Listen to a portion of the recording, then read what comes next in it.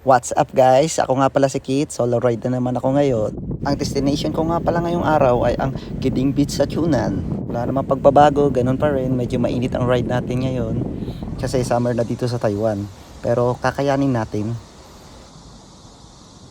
Kitang kita naman kung ganun kainit ang ride natin ngayon. Sigurado tostado na naman ako nito mamaya. Di pa ako masyadong nakapag-video ngayon sa buong ride ko kasi nangangapa pa ako sa beach.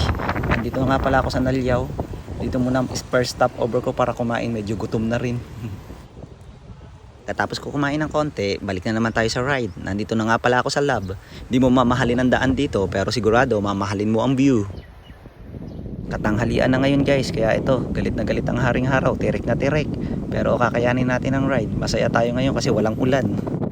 Kahit tirik na tirik ang araw, mapaparelax ka pa rin. Lalong lalo na kung ganito ba naman kaganda ang view, seaside.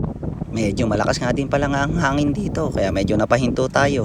In-enjoy ko na lang din ang view. Sayang din naman. Bound with the nature, nakaka-relax talaga, nakakawala ng pagod, pero kailangan natin ituloy ang ride. Nangangalahati na nga rin pala ako sa aking destination, kaya tuloy-tuloy lang ang padyak hanggang makarating tayo. Yan na nga pala ang senyales na medyo malapit na tayo, yung malalaking windmill sa likod ko.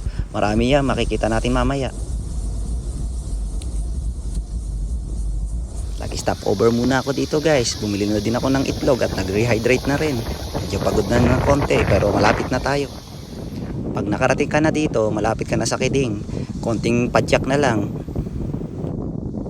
Marami din kasing tao dito kaya naisipan ko maglakad na lang. Nakakahiya naman kung magbabike pa ako. At the same time, nag-sightseeing na rin ako. Maraming tao dito ngayon. Mga nagre-relax din. Ang cute ng bata. At last, nakarating na rin ako dito sa aking destination. Maraming naliligo ngayon. Summer na kasi.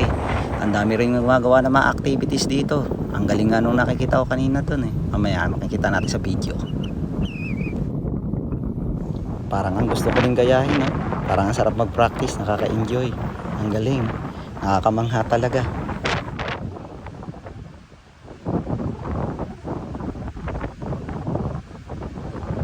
Pero kailangan na din natin umuwi. Kaya ito, medyo nag-sightseeing muna ako habang nagra-ride pa uwi. Medyo baka abutin tayo ng dilim eh. Wala akong dalang flashlight. Tingnan ko, yari tayo doon. Ang ganda-ganda talaga. Ito nga pala ang statistics ng ride ko. Konting practice pa.